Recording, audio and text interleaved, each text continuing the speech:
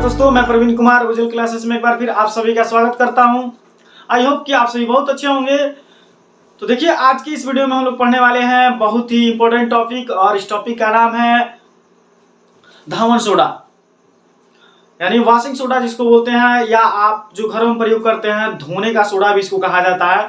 ठीक है, तो ये जो टॉपिक है एक क्लास 10 के लिए काफी महत्वपूर्ण है, बोर्ड एग्जाम के लिए। और देखिए, क्वेश्चन बार बार पूछा हुआ है, और मेनली मैं आप यहाँ पे मैंने रिप्रेजेंट कर दिया, दिखा दिया कि 2020 में एक क्वेश्चन पूछा गया था ऑलरेडी। ठीक है, उम्मीद है कि इस बार भी क्वेश्चन पूछा जाएगा, और ज्यादातर क्वेश्चन इस टॉपिक से उठाए जाते हैं, तो आप इस टॉपिक को मिस नहीं करेंगे और इसको बहुत अच्छे से पढ़ेंगे। और कैसे धोने का सोडे का निर्माण किया जाता है, इस चीज को भी यहाँ पे हम लोग समझने वाले हैं। तो एक एक चीजों को आप बारीकी से समझेंगे, जिससे कि आपको अगर ऐसे क्वेश्चन पेपर में मिल जाते हैं तो आप बेहिचक ऐसे क्वेश्चन करने में कहीं से आपको दिक्कत नहीं होगा, और आप डायरेक्टली इस क्वेश्चन को करने में सफल भी होंगे।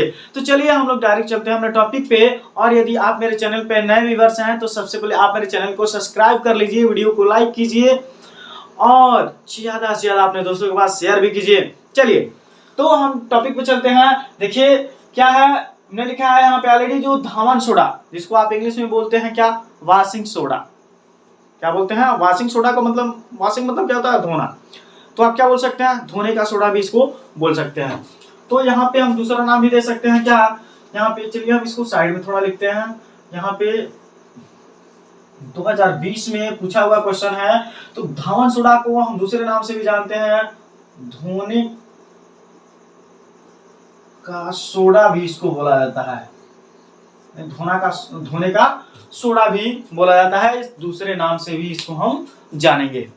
ठीक है, चलिए अब हम बात करते हैं ना कि इसका रासायनिक नाम क्या होता है। धावन सोडा का जो रासायनिक नाम है वो क्या होता है, इसको जानेंगे। ठीक है, तो धावन सोडा का जो रासायनिक नाम होता है ना, वो क्या होता है, सोडियम कार्बोनेट डेकाहाइड्रेट होता है। क्या होता है, देखिए यहाँ पे लिखा हुआ है, धावन सोडा का रासायनिक नाम क्या है, तो सोडियम कार्बोनेट डेकाहाइड्रेट। चलिए इसको हम इंग्लिश में लिख देते हैं यहाँ पे, सोडियम कार्बोनेट डेकाहाइड्रेट, ये है इसका। ठीक है, हमने इसको इंग्लिश में लिख दिया, बस वही चीजें हैं।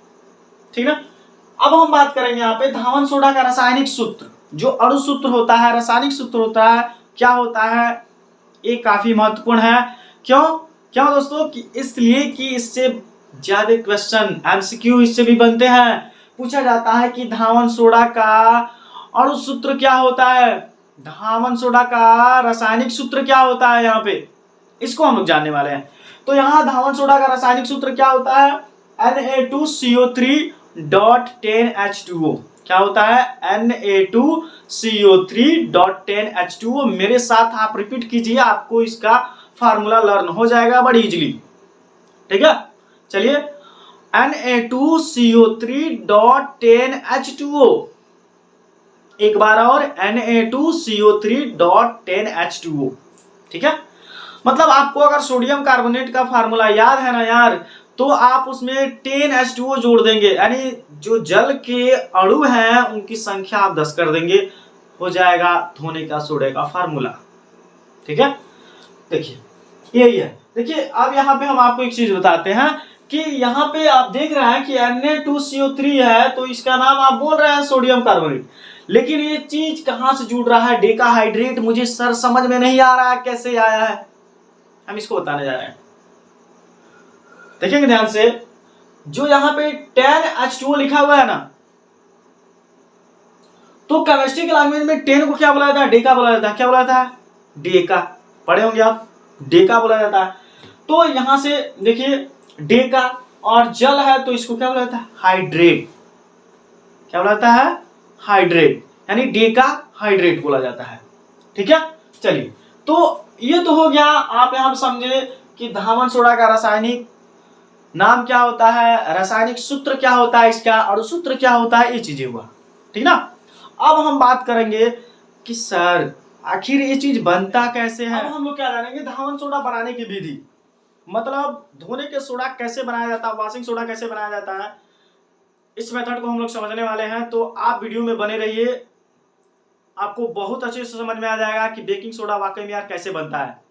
सुनने में देखो कितना अजीब लग रहा है ना, लेकिन जब ये चीज आप जान जाएंगे तो आपको ये बनाना भी आ जाएगा कि बेकिंग सोडा वाकई में बहुत आसान मेथड है बनाना, बहुत आसान है।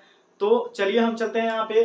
देखिए कुछ चीजें हम यहाँ पे लिखे हुए हैं, इस चीज को हम पढ़ते हैं, फिर आपको बताते हैं कि इसमें क्या क्या करना है आपको, ठीक है। तो देखिए लिखा हुआ बेकिंग सोडा गर्म करने पर, बेकिंग सोडा आ रहा है यहाँ पे, ध्यान दीजिएगा। धावन सोडा में क्या आ रहा है, बेकिंग सोडा। बेकिंग सोडा को क्या बोलते हैं, खाने का सोडा भी बोलते हैं, याद होगा। देखिए अगर ये बेकिंग सोडा आप नहीं पढ़े हैं ना तो मजा नहीं आएगा यार, बेकिंग सोडा को पहले पढ़िए, क्योंकि बेकिंग सोडा भी काफी मोस्ट इंपॉर्टेंट क्वेश्चन है आपके बोर्ड एग्जाम के लिए। तो आप इस वीडियो के नीचे जो डिस्क्रिप्शन बॉक्स होता है ना उसमें जाइएगा और वहां पे आपको मिलेगा बेकिंग सोडा, और वहां पे आप उसको देख लीजिएगा, वही चीज आपको समझ में आ जाएगा और वहां से भी आप कुछ नंबर ऑब्टेन कर लेंगे, ठीक है। चलिए तो यहाँ पे बेकिंग सोडा गर्म करने पर क्या प्राप्त होता है, सोडियम कार्बोनेट प्राप्त होता है।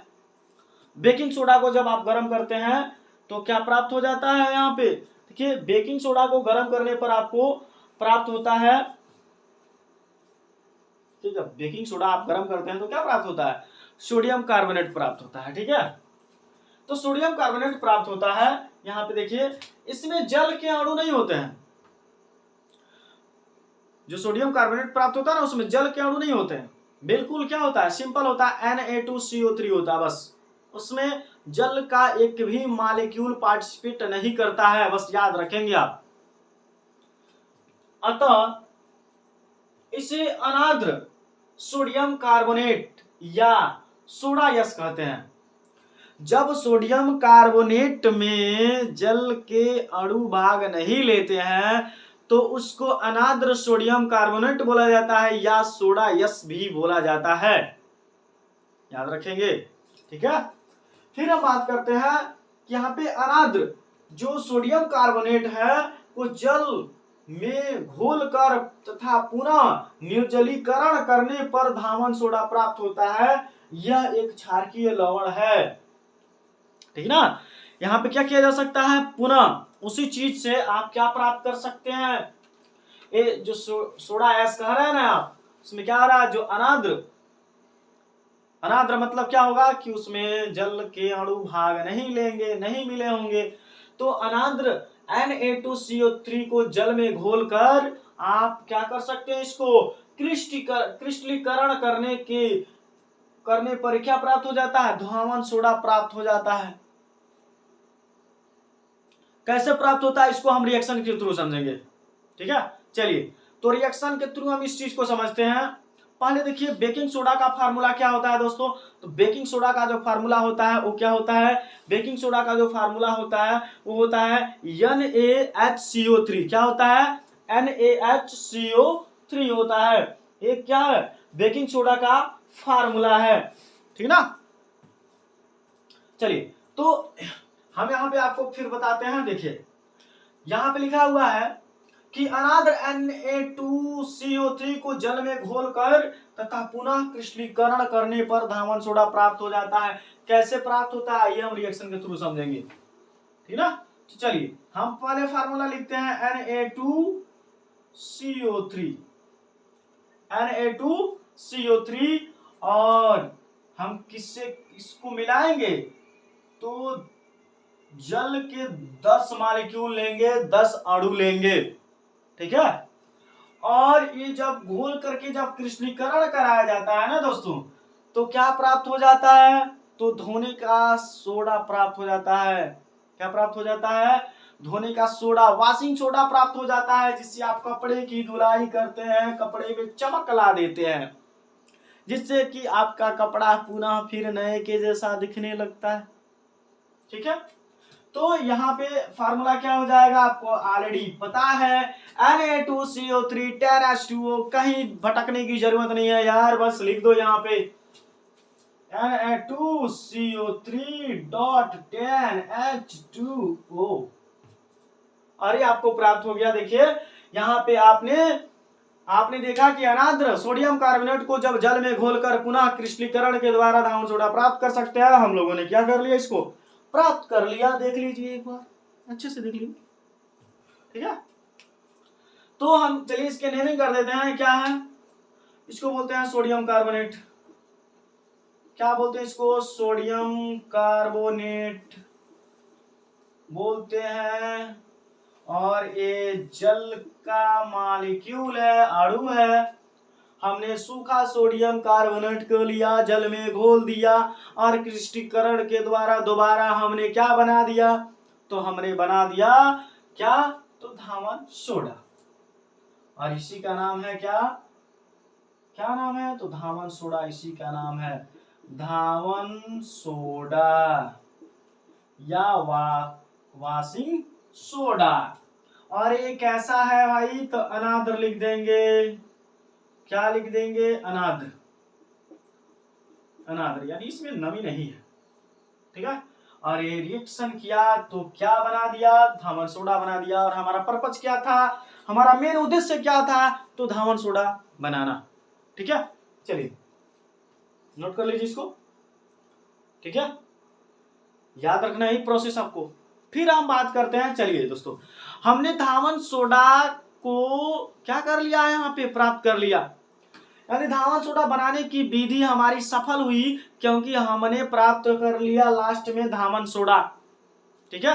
अब हम बात करते हैं, धावन सोडा तो बन गया यार, धावन सोडा हमने बना दिया, ठीक है।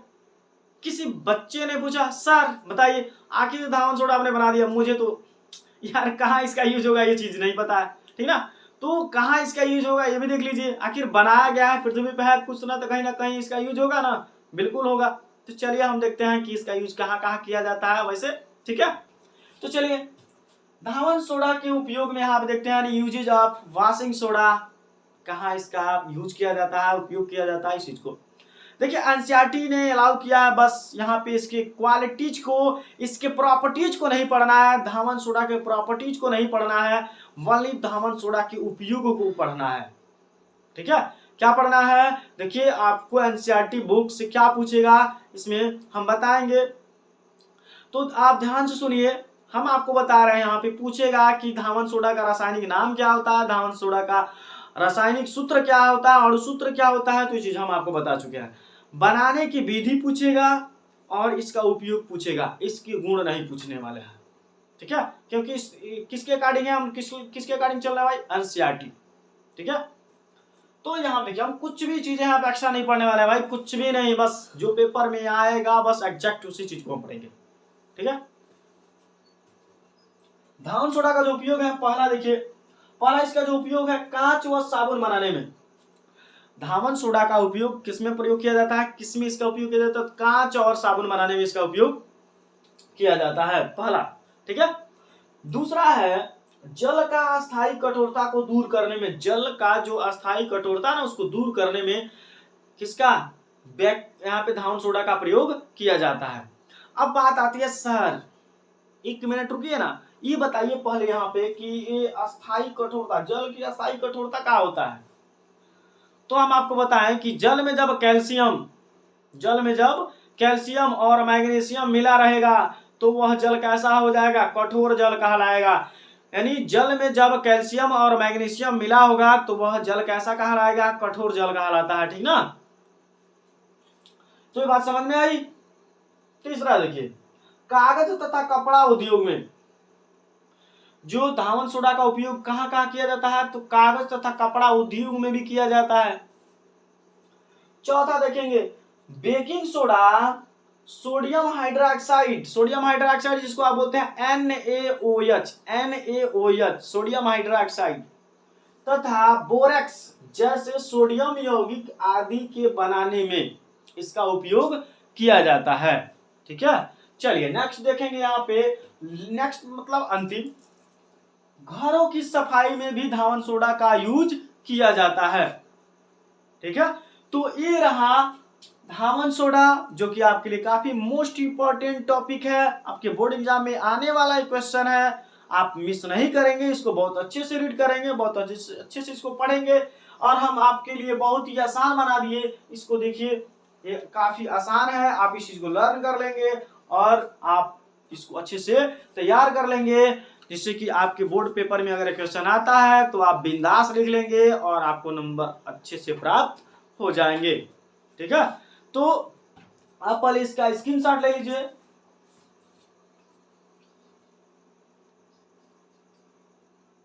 हो गया? तो मैं आशा करता हूं कि जो आज का वीडियो रहा, जो आज का जो टॉपिक रहा, आपको बहुत अच्छे से समझ में आया होगा। दोस्तों वाकई में वीडियो बनाने में बहुत मेहनत करना पड़ता है, टॉपिक को तैयार करना पड़ता है। तो आपको अगर ये वीडियो अच्छा लगता है तो जरूर लाइक कीजिए, अपने दोस्तों के पास शेयर कीजिए, कमेंट में जरूर बताएं कि आपको वीडियो कैसा लगा। और यदि आप मेरे चैनल पे नए व्यूअर्स हैं तो सबसे पहले आप मेरे चैनल को सब्सक्राइब कर लीजिए और वीडियो को लाइक कर लीजिए और बेल आइकन को दबाना बिल्कुल ना भूलिए, कि जिससे मेरा जो नेक्स्ट वीडियो है उसका नोटिफिकेशन सबसे पहले आपको प्राप्त हो। Thanks for watching video. जय हिंद।